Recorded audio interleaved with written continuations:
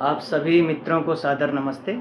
मैं रविंद्र आर्य आप सभी का हार्दिक स्वागत और अभिनंदन करता हूं वेद प्रचार चैनल में। मित्रों, अभी एक प्रसंग चल रहा है, आप लोग उसके बारे में जानते हैं। तुलसी पीठाधीश्वर चित्रकूट से स्वामी राम भद्राचार्य जी ने स्वामी दयानंद के ऊपर एक मिथ्या आरोप लगाया है, और वो भी गंगा जी की कसम खाकर जनसमूह के समक्ष उन्होंने बोला है कि दयानंद सरस्वती ने एक बड़ी भारी भूल कर दी और उस भूल से बड़ी हानि हुई। और वो क्या भूल कर दी उन्होंने कि रामायण और महाभारत को कल्पित ग्रंथ बता दिया। मैं आप सभी जनता जनार्दन को ये विश्वास दिलाता हूँ कि ऋषि दयानंद ने इस प्रकार की भाषा का प्रयोग कहीं भी नहीं किया है। उन्होंने रामायण और महाभारत को कल्पित ग्रंथ नहीं बताया है, अपितु रामायण और महाभारत को पढ़ने का आदेश और निर्देश कई स्थानों पर अपने ग्रंथों में अवश्य किया है। तो मैं आपको विश्वास दिलाते हुए ये कहना चाहता हूँ कि ऐसे लोगों की बातों में मत आइए जो आपको धर्म से दूर कर रहे हैं, जो आपको वेदों से दूर कर रहे हैं। आज का वीडियो पूरा देखिएगा। कृपया हमारे वीडियो को लाइक, शेयर और चैनल को सब्सक्राइब करें, क्योंकि आज का वीडियो जरा और विशेष है। मित्रों, सांख्य दर्शन में महर्षि कपिल ने एक सूत्र दिया है। वो कहते हैं, उपदेश्य उपदेष्टत्वात् तत्सिद्धि इतरथा अंध परंपरा। वो कहते हैं, जब उपदेश करने वाला और उपदेश ग्रहण करने वाला यानी लेने वाला ये दोनों विद्वान हों, तभी जाकर के उपदेश सफल होता है। इनमें से यदि कोई एक विद्वान है और दूसरा मूर्ख है तो इतरथा अंध परंपरा, तो वहां पर अंध परंपराएं चल पड़ती है। जैसा कि हम देख रहे हैं स्वामी राम भद्राचार्य जी के मामले में कि वो कोई व्याकरण के अथवा वेद के शास्त्रों के दर्शनों के विद्वान नहीं है। उनके बारे में उनके शिष्यों ने ये मिथ्या प्रचलित किया है कि उनको चारों वेद कंठस्थ हैं, उनको व्याकरण भी कंठस्थ है, दर्शन आदि उपनिषद आदि उन्होंने पढ़ रखा है। और इस बात को उनके चेले चपाटों ने बाद में कहना शुरू किया। पहले तो स्वयं स्वामी राम भद्राचार्य जी ने इस बात का मिथ्या घोषणा की है कि उन्हें लगभग 1.5 लाख पृष्ठ याद हैं। यदि आपको मेरी बात पर विश्वास नहीं तो आइए देख लेते हैं। साधारण जगत गुरु नहीं हूं मैं। जय हो। साधारण जगत गुरु, मुझे अहंकार नहीं है, पर अपने पर गर्व और गौरव अवश्य है। ऋग्वेद से लेकर हनुमान चालीसा तक 1.5 लाख पृष्ठ आज भी मुझे कंठस्थ हैं। जय हो। आपने देखा, उन्होंने कहा कि मुझे 1.5 लाख पृष्ठ याद हैं। चारों वेदों में कुल मिलाकर के 20,379 मंत्र हैं, जिनमें से ऋग्वेद में 10,552, यजुर्वेद में 1975, सामवेद में 1875 और अथर्ववेद में 5,977, कुल मिलाकर 20,379 मंत्र चारों वेदों के मिलाकर होते हैं। हालांकि वेदों के अंदर एक पृष्ठ पर कई सारे मंत्र लिखे हुए होते हैं, लेकिन यदि एक मंत्र के लिए हम एक पृष्ठ भी जोड़ें तो चारों वेदों के मिलाकर के 20,379 पृष्ठ ही होते हैं। इसके बाद 50,000 पेज हम अन्य ग्रंथों के मान लें तो भी कुल मिलाकर के 75 से 80,000 पृष्ठों की संख्या जाती है। अब 1.5 लाख में अभी भी 70,000, यानी जितना हमने गिन लिया उतना ही आगे। और तो हमें समझ नहीं आ रहा है कि इन्होंने आखिर कौन से नॉवेल पढ़ रखे हैं, कौन से उपन्यास पढ़ रखे हैं, जो ये झूठा दावा कर रहे हैं कि 1.5 लाख पेज मैंने पढ़े हैं और वो मुझे कंठस्थ हैं।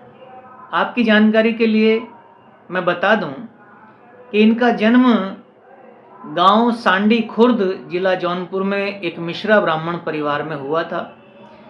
2 महीने की आयु में इनकी आंखों में एक रोग हो गया, जिसको असावधानी से उपचार करने पर उस रोग की स्थिति विकराल हो गई।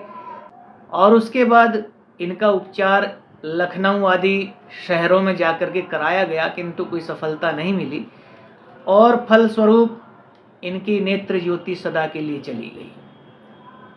ये 2 महीने की आयु की बात है।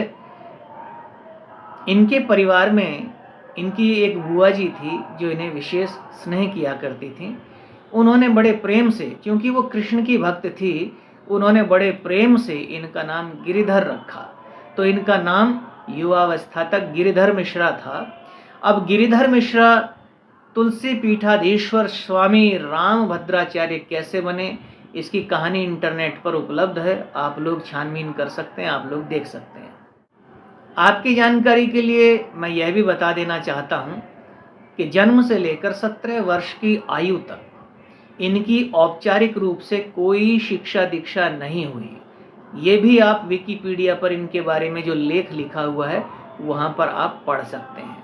ये इनका संक्षिप्त जीवन परिचय जो हमने आपके बीच में प्रस्तुत किया, क्योंकि ये वीडियो इनके जीवन परिचय को बताने के लिए नहीं बनाया है, इसलिए संक्षिप्त रूप में मैंने आपको इनका परिचय दे दिया।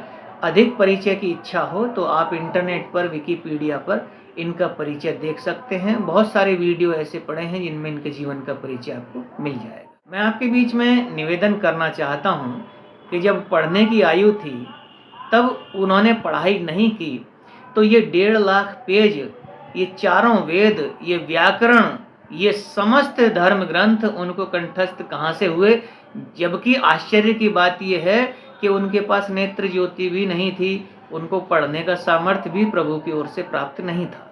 आइए अब आते हैं अपने मूल विषय पर। सांख्य दर्शन के प्रणेता महर्षि कपिल ने कहा है कि जहाँ बोलने वाला और सुनने वाला दोनों विद्वान हो वहाँ उपदेश सफल होता है। यदि सुनने वाला तो विद्वान है परंतु बोलने वाला मूर्ख है तो ऐसी जगह उपदेश सफल नहीं होता। अथवा बोलने वाला विद्वान है और सुनने वाला मूर्ख है तो ऐसी जगह भी उपदेश सफल नहीं होता। वहाँ पर अंध परंपराएं चल पड़ती हैं। जैसे कि एक उदाहरण से मैं आपके बीच में बताना चाहूँगा कि एक बार एक महात्मा जी जंगल में कुटिया बना करके रहते थे, उनका आश्रम था। तो वहाँ पर एक समय में एक बिल्ली का बच्चा उनको जंगल में मिल गया जो अपने परिवार से, अपने माता पिता से बिछुड़ गया था। ऋषि को उन पर दया आ गई और उन्होंने उस बिल्ली के बच्चे को पाल लिया। उसको रोजाना दूध पिलाते थे, उसकी ध्यान रखते थे, जो भी उसका सेवा शुश्रूषा होती थी वो किया करते थे। तो जब ऐसा करते थे तो वो बिल्ली को ऋषि से प्रेम हो गया। तो जब वो ऋषि समाधि में बैठा करते थे, ध्यान करने के लिए बैठा करते थे, अब बिल्ली को क्या पता बेचारी को कि ये समाधि कर रहे हैं, ध्यान कर रहे हैं। बिल्ली को तो बस उनके शरीर से प्रेम था। तो बिल्ली जाकर के उनकी गोद में बैठ जाया करती थी, जिससे उनका ध्यान भंग हो जाता था। तो वो एक दिन अपने शिष्यों से कहने लगे कि भाई एक काम करो, जब तक मैं ध्यान में बैठूं तब तक तुम इस बिल्ली को किसी खूंटे से बांध दो। तो शिष्यों ने कहा क्यों? बोले अगर इस बिल्ली को खूंटे से नहीं बांधोगे तो मेरा ध्यान नहीं लगेगा। शिष्य समझ गए और उन्होंने बिल्ली को खूंटे से बांध दिया। अब तो नित्य का यही कर्म हो गया कि जब भी गुरुजी बैठा करते थे ध्यान करने के लिए तो शिष्य जो थे बिल्ली को खूंटे से बांध दिया करते थे। अब इस बात को जब 8-10 साल हो गए, बिल्ली तो बूढ़ी हो गई और एक दिन वो मर गई। अब शिष्यों के सामने ये बड़ा धर्म संकट आया कि जल्दी से किसी बिल्ली की व्यवस्था की जाए। क्यों? क्योंकि यदि बिल्ली को खूंटे से नहीं बांधेंगे तो गुरुजी का ध्यान नहीं लगेगा। और उन्होंने गांव भर में मुनादी कर दी कि किसी के पास यदि बिल्ली हो तो वो हमको दे दीजिए, हम उसको मुंह मांगी रकम देने को तैयार हैं। क्योंकि जब तक हम बिल्ली को खूंटे से नहीं बांधेंगे तब तक गुरुजी का ध्यान नहीं लगेगा। ये होती हैं अंध परंपराएं।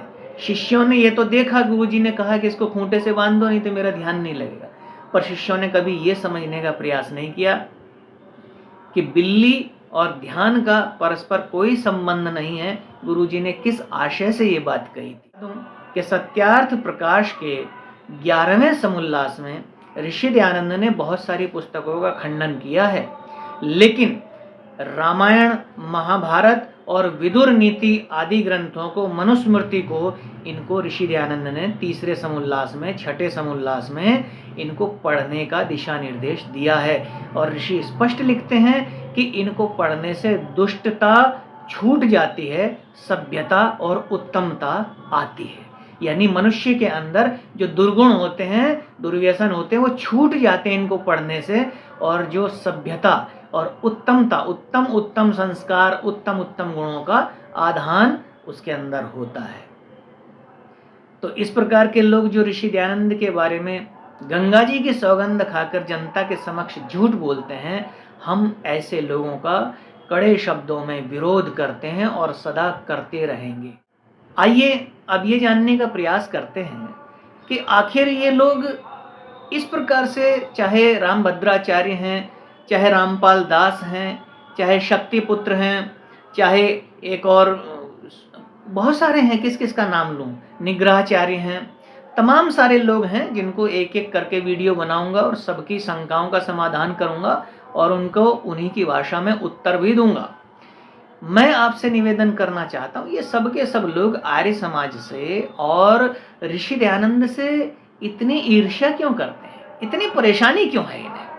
इनकी परेशानी ठीक वही है जो किसी इलाके में यदि कोई थाने में ईमानदार इंस्पेक्टर आ जाए, कोई ईमानदार थानेदार आ जाए जो कर्तव्य परायण हो, जो ईमानदारी से अपने कर्तव्यों को पूरा करना चाहता हो, तो उसके आने से उस एरिए के चोरों में, ठगों में जो खलबली मच जाती है, वही खलबली है, वही खलबली इनको परेशान करती है और इनको ऋषि दयानंद और आर्य समाज के प्रति विश्वमन करने पर विवश कर देती है। मैं आपके बीच में निवेदन करता चलूं, इनकी ये हरकतें आज की नहीं है, इनकी ये हरकतें तो स्वामी दयानंद के समय से चल रही हैं, लेकिन न तो उस समय स्वामी दयानंद का कुछ बिगाड़ पाए थे और न आज बिगाड़ पा रहे हैं और न भविष्य में कभी बिगाड़ पाएंगे। ये भी ये बात नोट करके रख लें। स्वामी दयानंद के सामने भी बहुत बार उनके शास्त्रार्थ हुए जो अपने को धुरंधर विद्वान मानते थे, और ऐसा भी नहीं है, मैं ये भी नहीं कहना चाहता कि पौराणिक जगत में विद्वान नहीं होते, पौराणिक जगत में भी विद्वान हुए हैं। ये बात मैं अपने मन से नहीं कह रहा, क्योंकि मैं कोई बात अपने मन से कहता ही नहीं, मैं तो प्रमाण के साथ जो पढ़ा है वो बताता हूं। स्वामी दयानंद के एक मित्र थे कैलाश पर्वत। स्वामी दयानंद स्वयं जानते थे कि कैलाश पर्वत बहुत अच्छे विद्वान हैं, और वो कहा करते थे कि कैलाश, यदि तुम्हारे जैसे कुछ लोग मुझे मिल जाएं तो मैं भारत से जितने भी अवैदिक मत, मतांतर, ये पंथ संप्रदाय हैं, इन सब को मिटा दूं और हम सब मिल करके वैदिक धर्म की पुनर्स्थापना कर सकते हैं। तो स्वामी दयानंद भी ये स्वीकार करते थे कि पौराणिक जगत में भी अच्छे अच्छे विद्वान हुए हैं, और बहुत सारे विद्वान ऐसे हुए हैं जिनके साथ ऋषि दयानंद के शास्त्रार्थ भी हुए। काशी शास्त्रार्थ तो आपको याद ही होगा, जिसको नहीं याद है वो इंटरनेट पर ढूंढ करके पढ़ ले, अथवा हम उसको पुस्तक भेज देंगे। मैं आपके बीच में निवेदन करता चलूं, पौराणिक जगत में भी उस समय, स्वामी जी के समय, बहुत बड़े बड़े विद्वान हुए, लेकिन जब शास्त्रार्थ हुआ तो स्वामी जी का मत ही सत्य निकला, क्योंकि उनका मत वेद का था, और वेद को भला कोई असत्य सिद्ध कर सकता है? वो तो परमात्मा की वाणी है। तो जो कोई वेद का मत लेकर के चलेगा उसको कोई हरा नहीं सकता, और यही कारण है कि स्वामी दयानंद के सामने भी ये स्वामी दयानंद को पराजित नहीं कर सके, और स्वामी दयानंद के जाने के बाद भी आज भी हम खुलेआम शास्त्रार्थ की चुनौती इन लोगों को देते हैं। स्वामी जी के जाने के बाद भी आज भी तुम वेद के मत को असत्य सिद्ध नहीं कर सकते, क्योंकि वेद स्वयं परमात्मा की वाणी है, उसको तुम कैसे झूठा सिद्ध कर सकते हो? मैं आपके बीच में निवेदन करता चलूं, परमपिता परमात्मा की वाणी वेद है, जो कि पवित्र है, और उस वेद से मिला हुआ वैदिक धर्म भी पवित्र है। इसीलिए दुनिया में सब मनुष्यों को मानने योग्य, स्वीकार करने योग्य, पालन करने योग्य यदि कोई एकमात्र धर्म है तो वैदिक धर्म है। वैदिक धर्म के अलावा दुनिया में जितने भी ये बने हुए हैं, ये सब संप्रदाय हैं, मत हैं, पंथ हैं, विचारधाराएं हैं, इनको आप धर्म नहीं कह सकते। के बीच में निवेदन करता चलूं कि स्वामी दयानंद ने हमारे बीच में वेदों को पुनर्स्थापित किया, क्योंकि स्वामी दयानंद से पहले इसी प्रकार के गुरु घंटालों का राज चल रहा था और उन्होंने दुनिया को क्या कहना शुरू किया कि वेदों को तो शंकासुर उठा के ले गया, क्योंकि ये लोग पहले से जानते थे। आज भी राम भद्राचार्य, शक्तिपुत्र, रामपाल दास, निग्रहाचार्य और तमाम जितने भी ये घूम रहे हैं आर्य समाज और ऋषि दयानंद की आलोचना करते हुए, मैं इन लोगों को कहना चाहता हूं कि इनको आलोचना करनी भी नहीं आती। आ उपसर्ग के साथ लोचना शब्द लगाए, यानी कि उसको सब तरह से देखना, पूरी तरह से जानना, ये आलोचना का अर्थ होता है। ये तो केवल निंदा करते हैं, और निंदा करने का इनका कारण ये है क्योंकि ये जानते हैं यदि जनता को वेदों में जो सत्य है उसका पता चल गया तो तुम्हारी दुकानदारी ठप हो जाएगी, तुम्हारे पास फिर कोई आएगा नहीं तुम्हारे चरणों को पूजने के लिए। मैं आपके बीच में कहना चाहता हूँ, ये जितने भी कथावाचक हैं, भागवत वाले हैं, राम कथा वाले हैं और तमाम सारे पुराणों की, शिव पुराण आदि की कथा कहने वाले हैं, मैं आपको पूरी जिम्मेदारी से कह रहा हूँ कि आप किसी कथावाचक को जब कोई कथा आरंभ कराएं तो इनकी कथा 7 से 10 दिन की होती है, तो साथ में आप भी पुस्तक उठा करके बैठ जाएं और आपको पता चलेगा कि वो वास्तव में वही कथा कह रहा है या कुछ और कह रहा है। आपको बता दूं, जितने भागवत के कथा कहने वाले हैं, किसी ने आज तक आपके सामने मानधाता के पिता का नाम नहीं लिया होगा और उन्होंने ये नहीं बताया होगा कि मानधाता जो है उसके पिता ने जब यज्ञ किया, पुत्रेष्टि यज्ञ किया, तो वहां जो घड़े का पानी रखा था उसको प्यास के मारे पी लिया और उस पुरुष के पेट से ही मानधाता का जन्म हुआ। अब पुरुष के पेट में न तो गर्भ है, न ओवरी सिस्टम है, कुछ भी नहीं है। जब गर्भ ही नहीं है तो उस शिशु का पालन क्या उसकी आंतों में हुआ था या उसकी किडनी में हुआ था? कहाँ हुआ था? उसके कलेजे में हुआ? कहाँ हुआ उसके पेट में शिशु का लालन पालन, उसकी वृद्धि, उसका पोषण कहाँ से हो गया?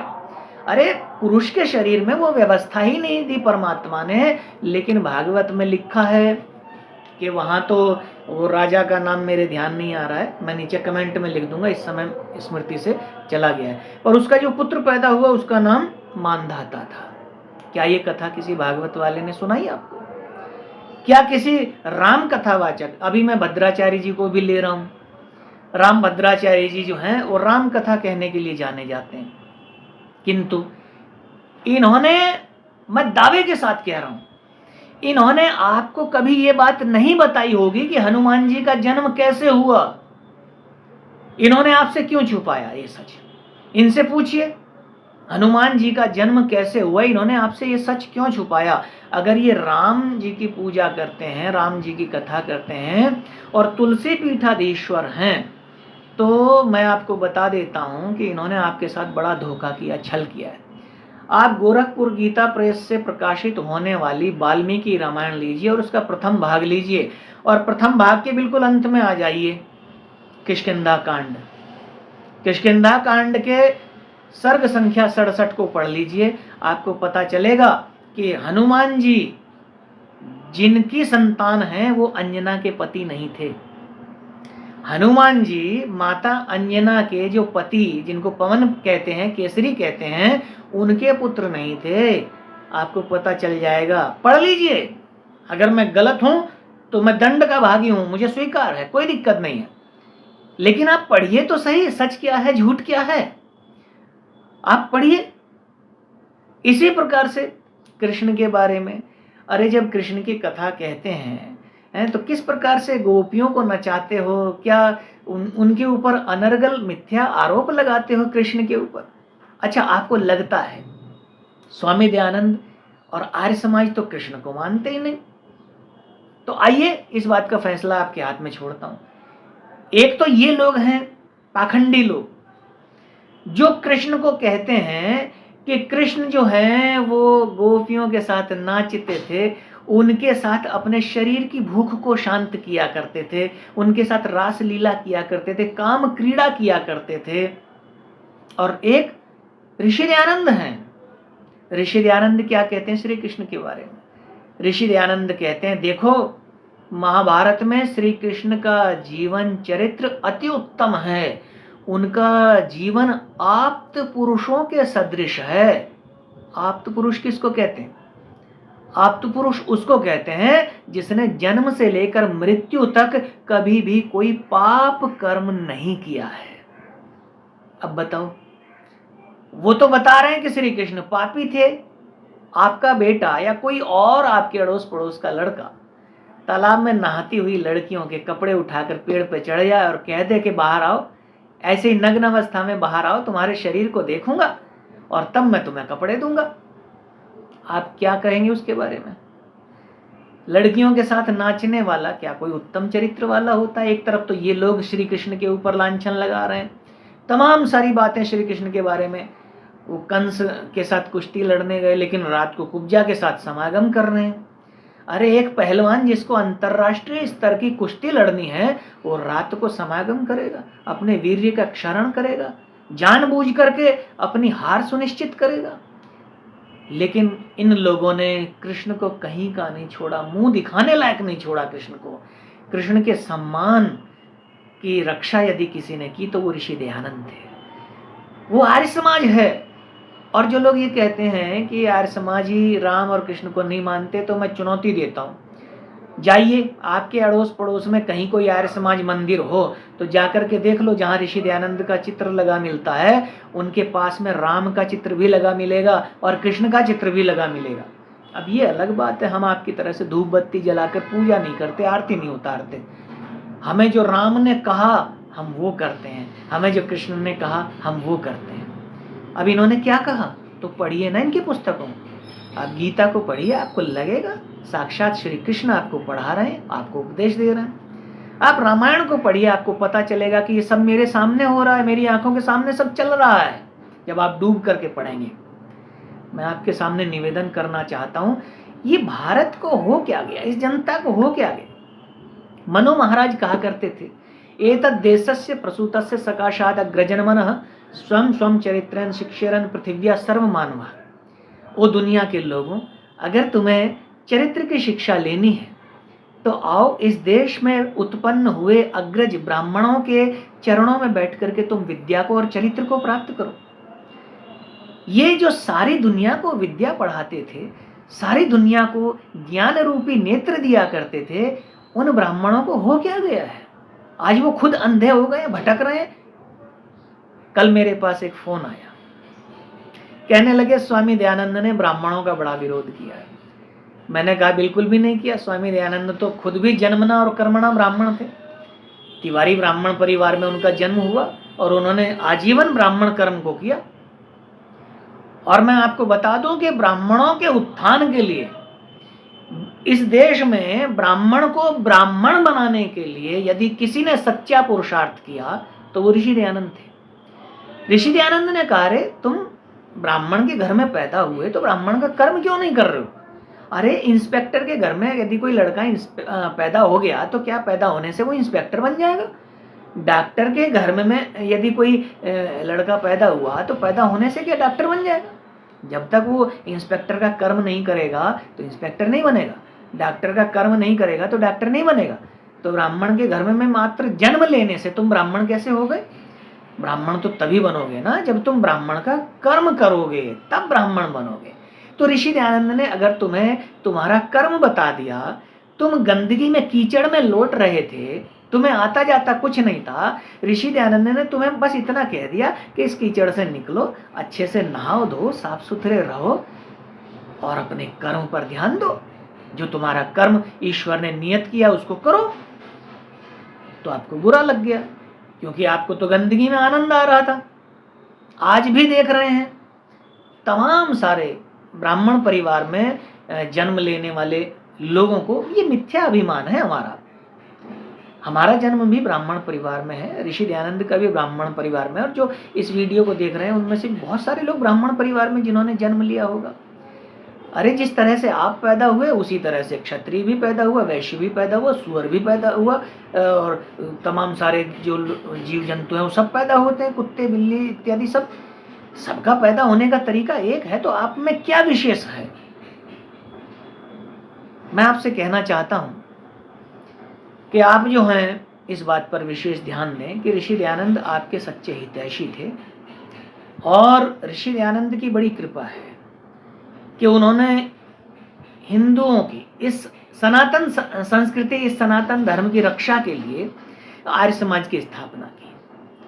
मैं आपको बताना चाहूंगा कि जिस समय 1875 में आर्य समाज की स्थापना हुई, तो आर्य समाज ने जो हिंदुओं को जगाने का और उनकी रक्षा करने का कार्यक्रम शुरू किया, उसको देखकर मुसलमानों के कान खड़े हो गए, और उनको लगा कि अगर ये साधु इसी प्रकार से काम करता रहा तो बहुत जल्दी हमारा नामो निशान हिंदुस्तान से मिट जाएगा। और उस समय बांग्लादेश पाकिस्तान तो था नहीं, तो उस समय ढाका में आगा खां नाम के एक व्यक्ति ने कुछ लोगों के साथ मिलकर के आर्य समाज की स्थापना के लगभग 10 वर्षों के बाद, क्योंकि 10 वर्षों में आर्य समाज ने इतना हिंदुओं को जगा दिया था कि अब वो अपने धर्म के प्रति, अपनी संस्कृति के रक्षा के प्रति सचेत होने लग गए। और इस चीज को देख करके जो लोग उनको मुसलमान बना रहे थे, ईसाई बना रहे थे, उन लोगों के कान खड़े हो गए। तो आर्य समाज के 10 वर्ष के कार्यक्रम को देख करके उनको लगने लगा कि आर्य समाज हमारे लिए खतरा है, इसीलिए उन्होंने ढाका में मुस्लिम लीग की स्थापना की। और उसके बाद जब 1919 में स्वामी श्रद्धानंद संन्यास लेते हैं और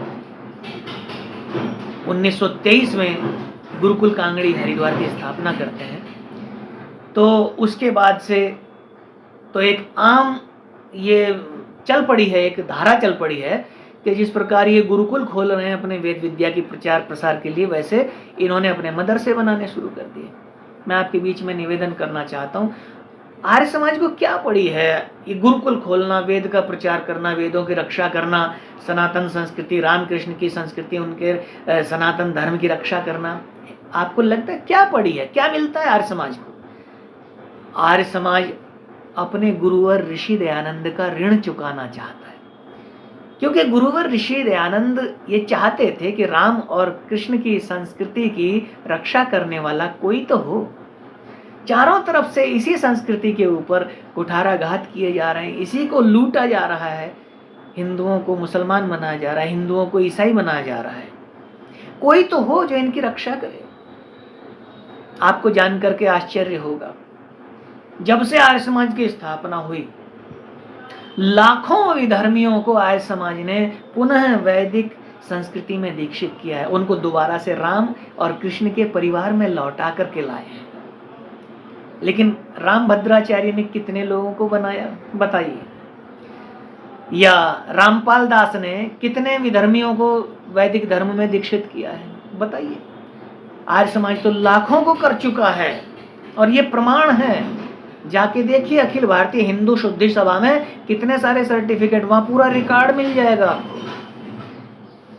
स्वामी श्रद्धानंद ने मथुरा के पास बहुत सारे गांव, जिनमें कम से कम 20-25 लाख लोग थे उस एरिया के, और वो मुस्लिम थे, और उनको पुनः वैदिक धर्म में दीक्षित किया। आर्य समाज ने इस देश के लिए, इस सनातन धर्म के लिए, इस हिंदू जाति के लिए जितने बलिदान दिए, जितने सिर कटाए, जितनी गोली खाई हैं, किसी ने नहीं किया। न रामभद्राचार्य ने, न रामपाल दास ने, न निग्रहाचार्य ने, न किसी और ने। अब ऋषि दयानंद श्री कृष्ण के बारे में ऐसा क्यों कहते हैं? ऋषि दयानंद इसलिए कहते हैं क्योंकि गीता के अंतिम श्लोक को पढ़ लीजिए, आपको पता चल जाएगा कि कृष्ण क्या थे। यत्र योगेश्वर कृष्ण यत्र पार्थो धनुर्धर, जहां योगी राज कृष्ण जैसे हों और धनुर्धर पार्थ जैसे हों। अरे गीता स्वयं कह रही है कृष्ण क्या थे, यत्र योगेश्वर कृष्ण। क्या बात है, वो योगी राज थे। और जब योगी राज और उनकी वाणी को, हम उनके जीवन को देखते हैं, हमारे हृदय में उनके प्रति श्रद्धा और प्रेम उमड़ उठता है। तो बताओ, कृष्ण के असली भक्त हम आर्य समाजी हैं कि तुम लोग हो? कृष्ण को बदनाम करना बंद करो। राम कथा के नाम पर जनता के सामने झूठ परोसना बंद करो। शिव जी की कथा के नाम पर झूठ परोसना बंद करो। इन महापुरुषों को, इन देवी देवताओं को इतना नीचे मत गिराओ कि लोगों के हृदय में इनके प्रति नफरत हो जाए। आजकल हर व्यक्ति पढ़ा लिखा है, इंटरनेट की दुनिया से जुड़ा हुआ है। आप कुछ कहेंगे तुरंत इंटरनेट पर ढूंढना शुरू कर देगा। आप शिव के बारे में बता रहे हो, भांग पीते थे, नाचते थे, हैं? आप शिव के बारे में बता रहे थे कि उन्होंने ऋषियों की पत्नियों के साथ बलात्कार करना शुरू कर दिया काम वासना से, और ऋषियों ने श्राप दे दिया कि जिस अंग से ये कुचेष्टा की जाती रहा वो अंग शरीर से पृथक हो जाए, और कहते हैं कि शिव का जो लिंग था वो कट के शरीर से अलग हो गया। अरे तुमने शिव को हिजड़ा बना दिया यार। चाहते क्या हो? एक तरफ कहते हो हम शिव के भक्त हैं, एक तरफ कहते हो हम राम के भक्त हैं, एक तरफ कहते हो हम कृष्ण के भक्त हैं, और बदनाम भी उन्हीं को कर रहे हो। उनको पापी बनाना चाहते हो, किताबों में उनको नीच कर्म करता हुआ दिखा रहे हो। क्या चाहते हो आखिर? किस तरफ जा रहे हो तुम लोग? अपनी संस्कृति की रक्षा ऐसे होगी? अरे जो हमारी संस्कृति के आधार स्तंभ हैं, तुम उनको ही पापी बना दे रहे हो, उनको गर्त में धकेल दे रहे हो, दुनिया के सामने उनका मजाक उड़ा रहे हो, लोगों के हृदय में उनके प्रति नफरत पैदा कर रहे हो। लोग सोचते होंगे यार ऐसे काम करने वाले तो मनुष्य कहलाने के लायक नहीं, इनको भगवान कैसे माना जाए। दूसरी तरफ आर्य समाज है जो हम लोग, मेरा वीडियो पड़ा है शिव के बारे में इसी चैनल पर, देख लीजिएगा, शिव के बारे में, हनुमान के बारे में देख लीजिएगा। जो जानकारी आपको नहीं पता हमने उस वीडियो में डाल रखी है। जो लोग हनुमान के उपासक हैं उनको तो यह भी नहीं पता हनुमान जी का जन्म कैसे हुआ।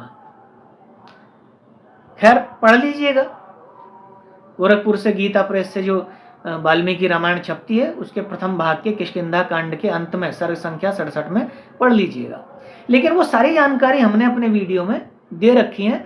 आपको जो जानकारी पर शंका हो वहां पर ग्रंथों का संदर्भ भी दिया गया है, आप उसमें देख लीजिए। वहां ना मिले तो हमारे नंबर पर फोन करके हमसे बात कर सकते हैं। एक तरफ वो लोग हैं जो अपने बाप को बदनाम कर रहे हैं। अरे कोई करता है दुनिया में ऐसा? किसी मुसलमान को ये कहते हुए सुना कि हमारा फला नबी अय्याश था, हमारे फला नबी ने ये पाप कर्म किया?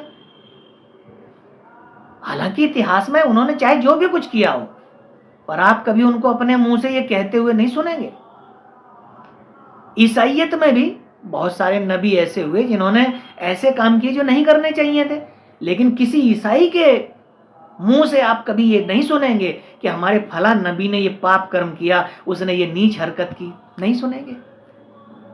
लेकिन आपके कथावाचक तो चटखारे ले ले करके संगीत के साथ म्यूजिक बजा बजा करके गाते हैं और सुनाते हैं ये सारे प्रसंग, और आप सुन करके गदगद होते हैं। मजा आता है आपको अपने पूर्वजों की बुराई सुन करके कि हमारा बाप जो था देखो कितना अय्याश था, हैं? कितनी गोपियों के साथ रमण करता था, ये करता था, वो करता था, इसने वो किया, इसने वो किया। ये क्या इतिहास है आपका, और क्या आप इसको बनाने जा रहे हैं? इस तरह से आपके धर्म की रक्षा होगी, इस तरह आपकी संस्कृति की रक्षा होगी। मेरी बात सुनने में कड़वी जरूर लग रही होगी, पर याद रखना भाई, नीम हूं मैं नीम का पेड़ हूं। मैं बीमारी भी दूर करता हूं, शीतल छाया भी देता हूं। हाँ, मेरा स्वाद थोड़ा सा कड़वा लग सकता है, लगेगा। जिनको आदत नहीं है ना, जो बीमार हैं अंदर से, उनको मेरी बातें कड़वी जरूर लगेंगी, ये दावा करता हूं मैं। लेकिन मेरी बातों को अगर आपने हजम कर लिया ना तो अंदर की सारी बीमारियां बाहर निकल जाएंगी, ये भी दावा करता हूं। राम भद्राचार्य जी जैसे लोगों को ऋषि दयानंद कभी हजम नहीं हो सकते, कभी वो उनकी प्रशंसा नहीं करेंगे। क्यों नहीं करेंगे? अरे मथुरा में यमुना के तट पर ऋषि दयानंद बैठे साधना में, एक स्त्री ने आकर के पैर छू लिए। ऋषि दयानंद ने मात्र गृहस्थ को संतानोत्पत्ति करने के उद्देश्य से स्त्री का स्पर्श करने की छूट दी है। ब्रह्मचारी को भी स्त्री का स्पर्श नहीं करना, वानप्रस्थी को, सन्यासी को स्त्री का स्पर्श नहीं करना है, निषेध है शास्त्रों में। लेकिन ये क्या हो रहा है भाई, आइए देखते हैं सन्यासी क्या कर रहे हैं और पहचान करके हमको लिख के बताना कौन है। हे प्रभु, हे हरि राम कृष्ण जगन्नाथ प्रेमानंद।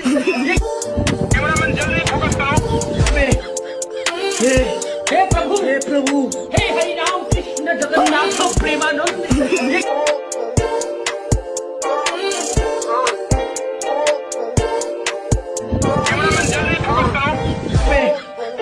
हे प्रभु, हे हरि राम कृष्ण जगन्नाथ प्रेमानंद।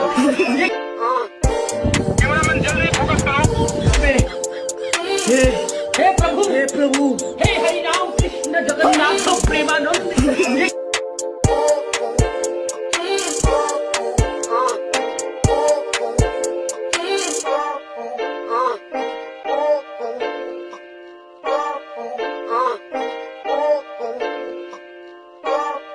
तो देख लिया, अब ऋषि दयानंद तो ये सब होने नहीं देंगे। अगर ये सब करना है तो ऋषि दयानंद को तो गलत सिद्ध करना ही पड़ेगा, ऋषि दयानंद को तो नकारना ही पड़ेगा, क्योंकि ऋषि दयानंद को स्वीकार करके फिर एक सन्यासी होकर ये सब तो नहीं कर सकते। साधारण जगत गुरु नहीं हूं मैं। और ये हाल इनका अकेले का नहीं है, लगभग सभी का है। कोई अपवाद रूप में एक आध बचा हो तो बात अलग है। अब आप सोचिए कि यदि ऋषि दयानंद को स्वीकार करेंगे तो ये सारे भोग विलास, ये वासना की तृप्ति करना, ये सब छोड़ना पड़ेगा, और ये सब करना तो ऋषि दयानंद को छोड़ना पड़ेगा। तो इनको जिस तरफ इनकी प्रवृत्तियां, इनके संस्कार लेके जाते हैं, ये उस तरफ चले जाते हैं। ऋषि दयानंद तो स्वयं इस बात को कहते हैं कि यद्यपि प्रत्येक का आत्मा सत्य असत्य का जानने हारा है, तथापि अपने स्वार्थ की सिद्धि, हठ, दुराग्रह के कारण वो सत्य को छोड़ करके असत्य की ओर झुक जाता है। मैं आप लोगों से निवेदन करूं, क्योंकि पुस्तकें कुछ इन्होंने भी पढ़ी होंगी, तो इनका अंतरात्मा भी ये जानता है कि क्या सही है क्या गलत है, लेकिन इनको तो उसमें सुख मिल रहा है ना, इंद्रियों का सुख मिल रहा है, तो ये सत्य को छोड़ करके असत्य की ओर चले जाते हैं। ऐसे लोगों की क्या गति है, क्या दशा है, मैं आपके सामने बताता हूं। ये रामभद्राचार्य तो वेद के मंत्रों के गलत अर्थ बताएंगे, हम जो अर्थ बता रहे हैं वो व्याकरण सम्मत बताएंगे और बिल्कुल सही बताएंगे, कहीं पर भी परीक्षा करा लेना। यजुर्वेद के 40वें अध्याय में असूर्य नाम ते लोका नेन तमसा व्रता तांस्ते प्रेत्यापि गच्छन्ति ये के चात्महनो जना, ये 40वें अध्याय का यजुर्वेद का मंत्र है। और ये कहता है जो व्यक्ति अपनी आत्मा का हनन करते हैं, अर्थात अपनी अंतरात्मा से आने वाली, उठने वाली उन प्रेरणाओं को नहीं सुनते, उनको नकार देते हैं, उनका क्या होता है, असूर्य नाम ते लोका नेन तमसा व्रता, वो ऐसे शरीरों में, अगले जन्म में उनको ऐसे शरीर मिलते हैं कि जो जहाँ सूर्य का प्रकाश नहीं है, अंधेरे से, तमस से आच्छादित जगह होती है, ऐसे शरीरों में वो आत्मा जाती है अगले जन्म में। जैसे गटर का कीड़ा वहीं मलमूत्र में रहता है, सूर्य का प्रकाश क्या है उसको नहीं पता, पीने के लिए साफ पानी क्या है उसको नहीं पता, मूत्र को पीता है लोगों के, और खाने के लिए अच्छा भोजन क्या है, मल को खा रहा है। गटर का कीड़ा बनेंगे ये लोग जो अपनी आत्मा का हनन करते हैं, वो इस प्रकार के शरीरों को प्राप्त करेंगे अगले जन्म में। इसलिए कहता हूं, अरे उस परमात्मा से तो डरो। तुम कहते हो वेद पढ़े हैं, कंठस्थ है, अरे वेदों में तमाम जगह बताया गया है कि शुभ कर्म करो, और आप ये चद्दर ओढ़ करके सन्यासी होते हुए, चद्दर ओढ़ करके एक स्त्री के साथ उसके अंदर घुस करके स्त्री स्पर्श कर रहे हो। कौन से वेद मंत्र में लिखा है कि सन्यासी को ऐसा करना चाहिए? कहां पर लिखा है कि जनता के समक्ष सन्यासी को झूठ बोलना चाहिए? आप सन्यासी नहीं हो सकते, आप रामभद्राचार्य भी नहीं हो सकते। सच ये है कि आज भी आपके अंदर वो गिरधर मिश्रा ही छुपा हुआ है। वो गिरधर मिश्रा तो निकल ही नहीं पाया। यदि राम भद्राचार्य बनना है तो पहले उस गिरधर मिश्रा को तो बाहर निकालिए। आज भी आपके अंदर वो ब्राह्मणत्व छिपा हुआ है कि भाई आपने एक वीडियो पर भी बोला है कि हम फला ब्राह्मणों को अपनी कन्या नहीं देते, फला ब्राह्मणों से कन्या लेते हैं। अरे जो नीच ब्राह्मणों, अधम ब्राह्मणों की चर्चा चलाई गई, हमारे यहाँ कुछ ब्राह्मण सरयू पारणों में अच्छे नहीं माने, उनके यहाँ ऊंचे कुल के लोग अपनी बेटी नहीं देते। उपाध्याय और चौबे, त्रिगुणायत, दीक्षित और पाठक, इनके यहाँ हम बेटी नहीं देते और नहीं इनके यहाँ बेटी लेते। क्यों लेते हैं? हमारे सरयू पारणों में, मैं तो सरयू पारीण ब्राह्मण हूं, बता दे रहा हूं आपको। पहले मैं ब्राह्मण हूं, अभी सरयू पारीण ब्राह्मण हूं, अभी एक का ब्राह्मण हूं, वशिष्ठ गोत्री ब्राह्मण हूं। पहले मैं ब्राह्मण हूं, फिर साधु हूं, फिर त्रिदंडी सन्यासी हूं, फिर जगत गुरु रामानंदाचार्य हूं। मुझे अपने ब्राह्मणत्व पर प्राउड है। ये ब्राह्मणों में भी ऊंच नीच, ये जातिवाद, ये छोटा बड़ा, ये यदि आज भी आपके मन मस्तिष्क में ये जातिवाद और ऊंच नीच, ये छुआछूत घर किए बैठा है तो आप मेरी दृष्टि में सन्यासी नहीं है। जिस दिन आपके अंदर का वो गिरधर मिश्रा निकल जाए पूरी तरह, उस दिन कहना कि आप राम भद्राचार्य हो, उससे पहले बिल्कुल नहीं। मैं आप सभी लोगों से हाथ जोड़कर निवेदन करूंगा, इनकी भी गलती नहीं है, गलती थोड़ा सा दोष जनता का भी है। जनता आर्य समाज के निकट जाना नहीं चाहती, जो सत्य को प्रचार करता है, धर्म का प्रचार करता है। आपको कहते हैं, आज भी कह रहा हूं, मैं आप लोगों से निवेदन कर रहा हूं, अपने धर्म ग्रंथों को स्वयं पढ़ा करो। इनके भरोसे मत रहो कि ये आपको सब सच बताएंगे। हमने बताया ना, भागवत पुराण में जो युवनाश्व राजा की कथा, वो केवल घड़े का पानी पी लिया, उसको गर्भ ठहर गया और उसकी बाईं कोख को फाड़कर 9 महीने के बाद में लो सिजेरियन ऑपरेशन भी हो गया।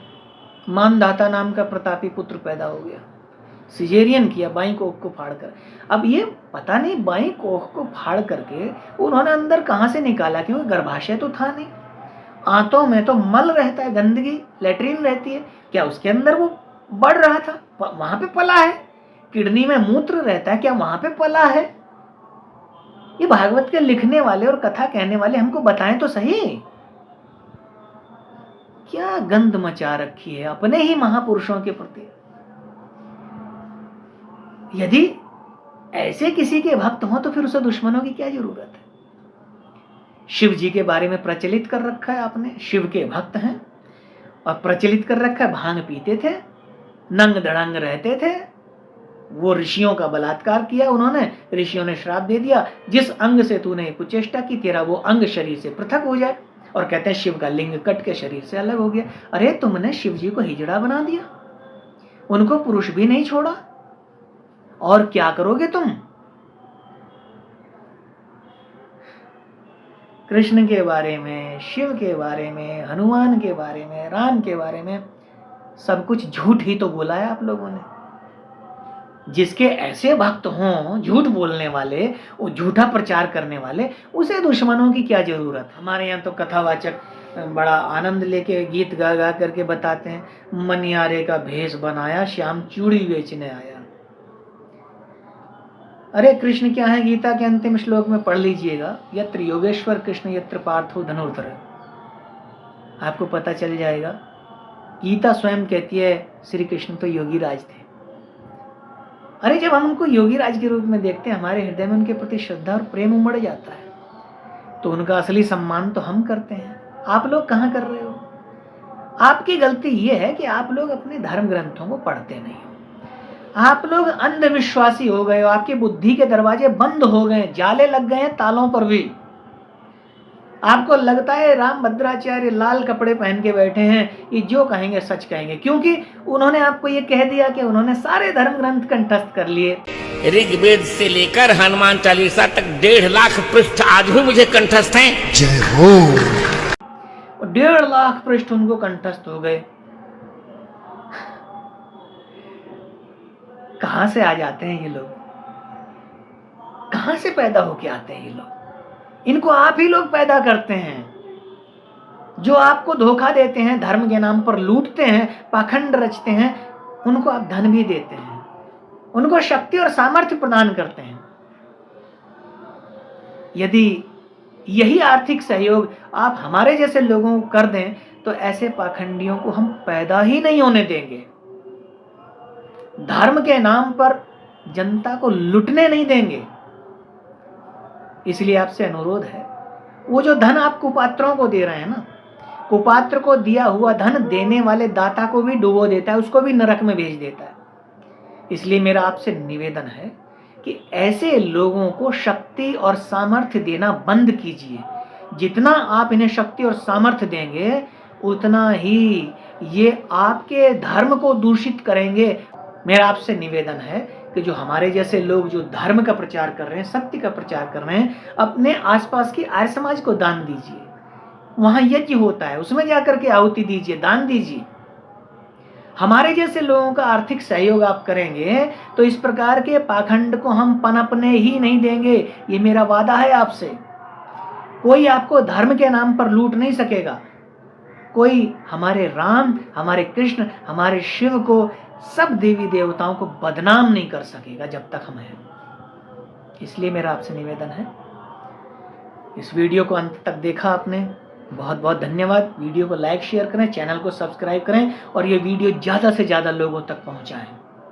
आर्य समाज का इतिहास जरूर पढ़िएगा, स्वामी दयानंद का जीवन भी पढ़िएगा। आपको पता चलता है कि जिनसे आप नफरत करते हैं, जिनको आप अपना शत्रु समझते हैं, उन्होंने आपके लिए क्या क्या किया है। आर्य समाज ने बहुत बलिदान दिए, बहुत गोलियां खाई हैं, बहुत गर्दनें कटवाई हैं, केवल इस वजह से क्योंकि मुसलमान और ईसाइयों के सामने अड़ गए कि हमारे होते हुए तुम हमारे हिंदू भाइयों को हाथ भी नहीं लगा सकते, हमारी संस्कृति को बिगाड़ नहीं सकते, हमारी संस्कृति को, हमारे धर्म को नष्ट नहीं कर सकते। बिल्कुल सीधे निशाने पर आ गए, गोलियां भी खाई, सिर भी कटवाए, छुरे भी खाए,